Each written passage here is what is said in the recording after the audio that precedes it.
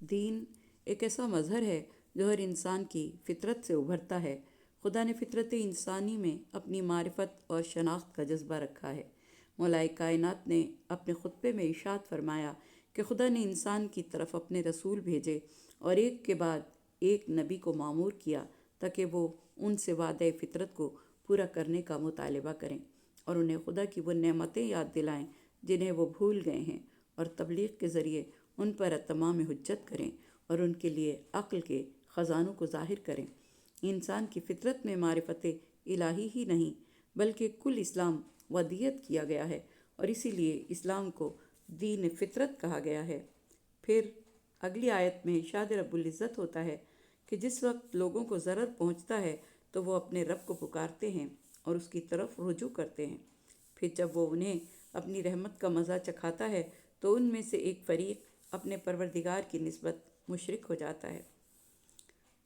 انہیں رہنے دو تاکہ ہم ان کو جو کچھ بخش چکے ہیں اس کی وہ لوگ ناشکر گزاری کریں اور دنیا سے فائدہ اٹھا لو، مگر جلد ہی تمہیں معلوم ہو جائے گا۔ کیا ہم نے ان پر کوئی ایسی محکم دلیل نازل کی ہے جو انہیں شرک کرنا سکھاتی ہے اور اس کی توجیہ کرتی ہے؟ اور جب ہم لوگوں کو اپنی رحمت کا مزہ چکھاتے ہیں تو وہ اس سے خوش ہو جاتے ہیں، اور جب ان کے اعمال کے سبب انہیں کوئی تکلیف پہنچتی ہے تو وہ اچانک مایوس ہو جاتے ہیں۔ آیت نمبر 33، 34، 35 اور 36۔ انسان جب کسی مشکل میں گرفتار ہوتا ہے تو دل میں نور ایمان خود بخود روشن ہو جاتا ہے کہ کوئی ہے جو ہمیں اس مشکل سے نکالے گا اور نجات دے گا، اسی سے التجا کرتے ہیں۔ لیکن جب مشکل حل ہو جاتی ہے تو بچانے والے کو بھول جاتے ہیں، ناشکری کے ماحول میں چلے جاتے ہیں۔ انسان فطری طور پر توحید پرست ہے، اپنی مصیبت میں اسے وہی نظر آتا ہے، لیکن پھر دنیا کو دیکھتے ہوئے خدا کے منکر بن جاتے ہیں۔ ارشاد قدرت ہے کہ رحمت ہر حالت میں خدا کی طرف سے ہے اور زحمت خود انسان کی اپنے ہاتھوں سے لائی ہوتی ہے، لیکن انسان اللہ کی رحمتوں کا مزہ تو لے لیتے ہیں، لیکن جس نے نعمتیں دی ہیں اس کو بھول جاتے ہیں، اس کی ناشکری کرتے ہیں، اور پھر ایک دن اس ناشکری کا نتیجہ عذاب اور موت کی صورت میں ظاہر ہوگا۔ خدا کے عذاب کی زد میں آئیں گے تو خود کو بچا نہ سکیں گے۔ خدا کا مشرکین سے یہ سوال ہے کہ یہ تو بتائیں کہ انہوں نے شرک کا راستہ جو اختیار کیا ہے اور خدا کے مقابلے میں کسی اور کو خدا بنا لیا ہے، تو کیا ان کے پاس ہماری طرف سے کوئی دلیل آئی ہے جو یہ کہتی ہو کہ شرک صحیح ہے؟ یہ اپنے آباء و اجداد کی اندھی تقلید کو اپنا دین سمجھتے ہیں۔ اور پھر اگلی آیت میں ارشاد ہوتا ہے، کیا انہوں نے نہیں دیکھا کہ خدا جس کے لیے چاہتا ہے روزی کو فراخ کر دیتا ہے اور جس کے لیے چاہتا ہے تنگ کر دیتا ہے؟ بے شک اس میں ایماندار لوگوں کے لیے نشانیاں ہیں۔ روزی کی وسعت اور تنگی خدا کے ہاتھ میں ہے۔ آیت نمبر 36 میں خدا نے ارشاد فرمایا ہے، جو لوگ زیادہ محنت کرتے ہیں ان کی زندگی میں خوشحالی زیادہ دکھائی دیتی ہے۔ جو سست اور کم ہمت ہوتے ہیں ان میں تنگ دستی کا راج ہوتا ہے۔ لیکن اس دنیا میں اکثر یہ قاعدہ ٹوٹتا ہوا نظر آتا ہے۔ اسباب زندگی میں مرکزیت خدا کو حاصل ہے، اسباب بھی توحید کے تابع ہیں، اس کی ذات مسبب الاسباب ہے۔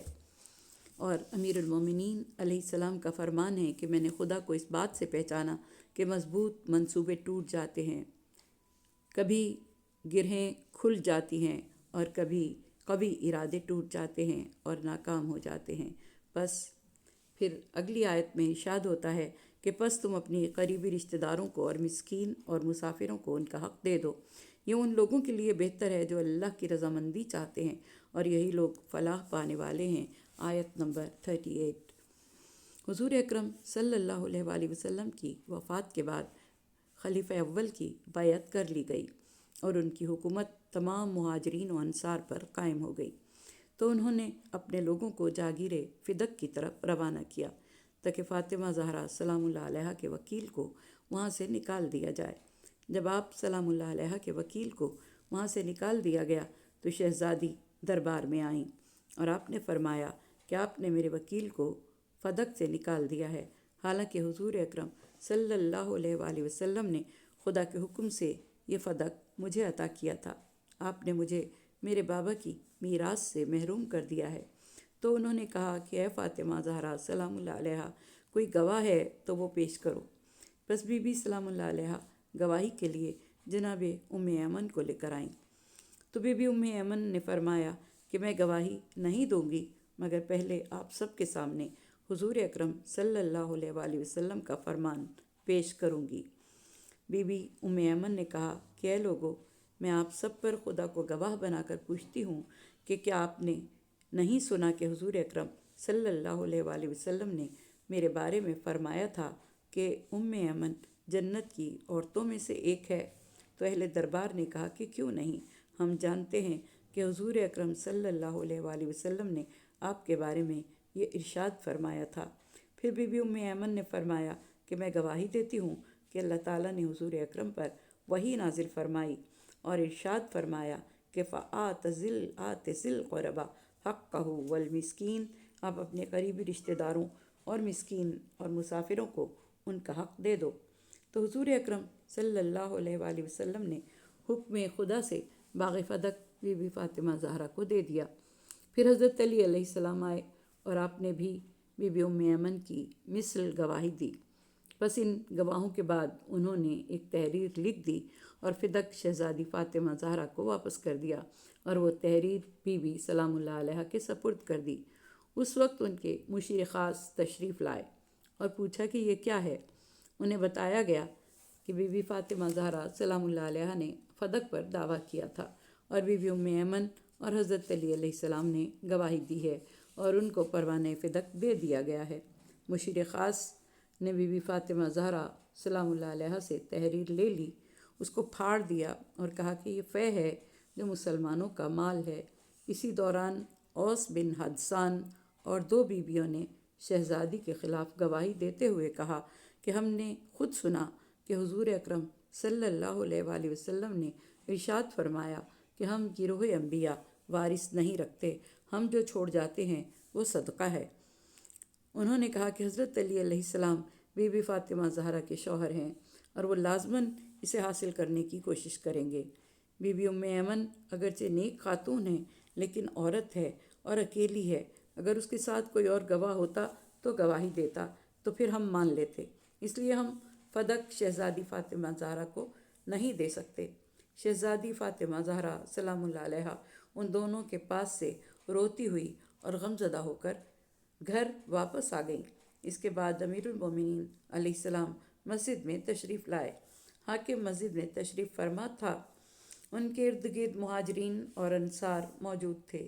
حضرت علی علیہ السلام نے فرمایا کہ اے مسلمانوں، آپ لوگوں نے فاطمہ زہرا سلام اللہ علیہ کو رسول خدا کی میراث سے کیوں روکا ہے؟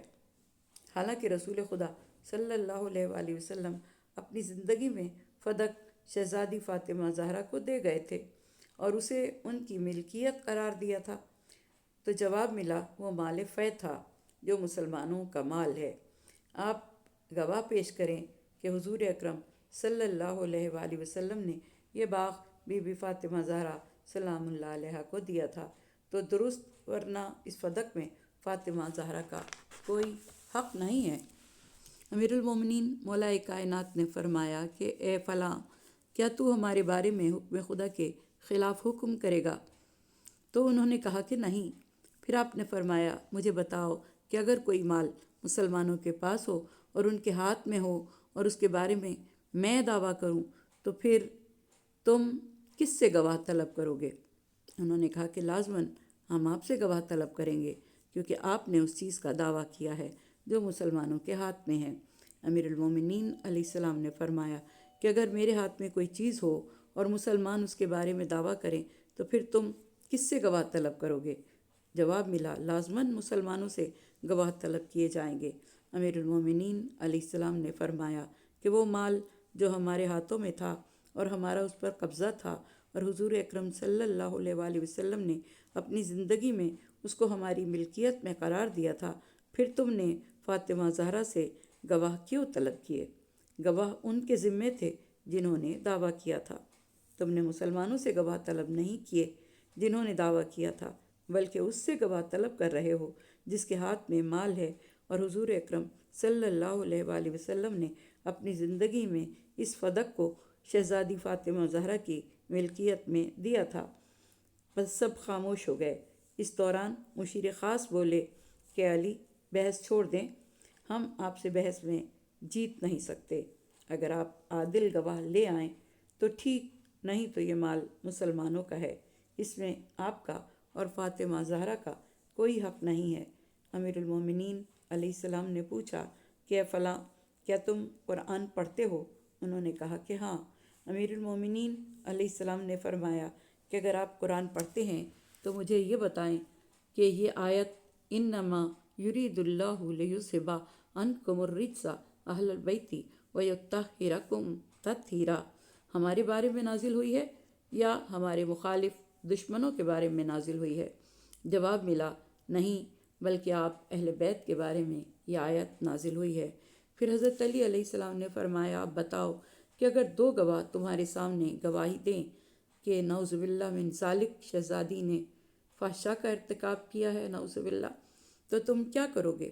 جواب ملا، میں اس پر حد جاری کروں گا جیسا کہ میں دوسرے لوگوں پر حد جاری کروں گا۔ امیر المومنین علیہ السلام نے فرمایا کہ اگر تو ایسا کرے گا تو اللہ کے نزدیک تو کافر ہو جائے گا۔ پوچھا گیا، وہ کیوں؟ حضرت علی علیہ السلام نے فرمایا، وہ اس وجہ سے کہ جو خدا نے اہل بیت کی طہارت کی گواہی دی ہے تو اس کو تو رد کرے گا اور اس کے مقابل میں لوگوں کی گواہی کو قبول کرے گا۔ یہ ایسے ہی ہے کہ تو نے اللہ اور اس کے رسول کے حکم کو رد کر دیا ہے۔ آپ نے فدق شہزادی فاطمہ زہرا کے لیے قرار دیا تھا اور اپنی زندگی میں آپ کو قبضہ دیا، ملکیت میں شہزادی فاطمہ زہرا کی دیا، اور تم نے خدا اور اس کے رسول کے حکم کے مقابل میں ایک اعرابی کے قول کو قبول کیا، لیکن جس کی طہارت کی گواہی اللہ نے دی ہے اس کے قول کو قبول نہیں کیا، اور ایک اعرابی اوس بن حدثان کی گواہی کو قبول کیا ہے، اور فاطمہ زہرا سلام اللہ علیہا سے فدق لے لیا ہے، اور تم نے یہ گمان کر لیا ہے کہ یہ مال فے ہے جو مسلمانوں کا ہے۔ حضور اکرم صلی اللہ علیہ وآلہ وسلم نے فرمایا، گواہی مدعی پر ہے، اور جس کے خلاف دعویٰ کیا جائے اس کے ذمہ قسم ہے، یعنی دعویٰ تم نے کیا ہے لہٰذا تم گواہ دیتے، نہ کہ فاطمہ زہرا سلام اللہ علیہا گواہ پیش کرتی۔ فاطمہ زہرا سلام اللہ علیہا کے خلاف دعویٰ ہوا ہے، ان پر قسم ہے کہ وہ قسم کھا کر کہتی کہ یہ مجھے میرے بابا نے دیا ہے۔ مسجد میں موجود لوگوں میں چیمگوئیاں شروع ہو گئیں، بعض لوگوں نے رونا شروع کر دیا، بہت سے لوگوں نے کہا کہ خدا کی قسم علی سچ کہہ رہے ہیں۔ اس کے بعد حضرت علی علیہ السلام اپنے گھر واپس آ گئے۔ ان کے بعد بی بی زہرا سلام اللہ علیہا مسجد میں داخل ہوئیں، اپنے بابا کی قبر مبارک کا طواف کیا اور بہت دیر تک گریہ کیا۔ حاکم وقت بھی گھر چلے گئے اور انہوں نے مشیر خاص کو اپنے گھر طلب کیا اور کہا کہ کیا تو نے دیکھا ہے کہ علی علیہ السلام نے ہمیں بھری محفل میں ذلیل کیا ہے، اور خدا کی قسم اگر یہ اسی طرح کرتا رہا تو ہماری حکومت کے لیے مشکل ہو جائے گی۔ مشیر نے رائے دی کہ علی علیہ السلام کو قتل کر دیا جائے۔ پوچھا گیا کہ علی علیہ السلام کو قتل کون کرے گا؟ تو جواب ملا، اس کام کے لیے سپہ سالار لشکر کو تیار کیا جائے۔ دونوں نے سپہ سالار لشکر کو گھر بلایا اور اس سے کہا کہ ہم ایک اہم کام تمہارے سپرد کرنا چاہتے ہیں، تو کیا وہ کام تم کرو گے؟ اس نے جواب دیا کہ ہاں، ضرور کروں گا، خواہ وہ کام علی علیہ السلام کے قتل کرنے کا ہی ہو۔ دونوں نے کہا کہ بس یہی کام ہے جو تو نے کرنا ہے۔ سپہ سالار نے پوچھا کب؟ جواب دیا گیا، جب علی علیہ السلام مسجد میں نماز کے لیے آئے تو نماز میں ان کے پہلو میں کھڑا ہو جانا، بس جب میں نماز کا سلام پڑھوں تو ان کی گردن اڑا دینا۔ اس نے کہا کہ ٹھیک ہے۔ ان لوگوں کی گفتگو اسما بنت امیس نے سن لی، جو اس وقت حاکم کی زوجہ تھیں۔ انہوں نے اپنی کنیز سے کہا کہ تم مولا کائنات علی علیہ السلام اور شہزادی فاطمہ زہرا کے گھر جاؤ اور ان کو میرا سلام کہنا، اور پھر ان کے سامنے سورہ قصص کی آیت نمبر 20 کی تلاوت کرنا۔ سرداروں نے تیرے بارے میں آپس میں مشورہ کر لیا ہے کہ وہ تجھے قتل کر دیں، بس یہاں سے نکل جائیں اور میں آپ کا خیر خواہ ہوں۔ سورہ قصص آیت نمبر 20۔ بس وہ کنیز حضرت علی علیہ السلام کے گھر آئی اور عرض کیا کہ اسما بنت امیس نے مجھے کہا ہے کہ میں یہ آیت آپ کے سامنے پڑھوں۔ حضرت علی علیہ السلام نے اس کنیز سے فرمایا کہ جاؤ اور اس سے کہہ دو کہ وہ جو چاہتے ہیں اللہ ان کے اور ان کے ارادے کے درمیان حائل ہو جائے گا۔ پھر آپ اٹھے اور نماز کی تیاری کرنے لگے اور آپ مسجد میں نماز کے لیے تشریف لائے۔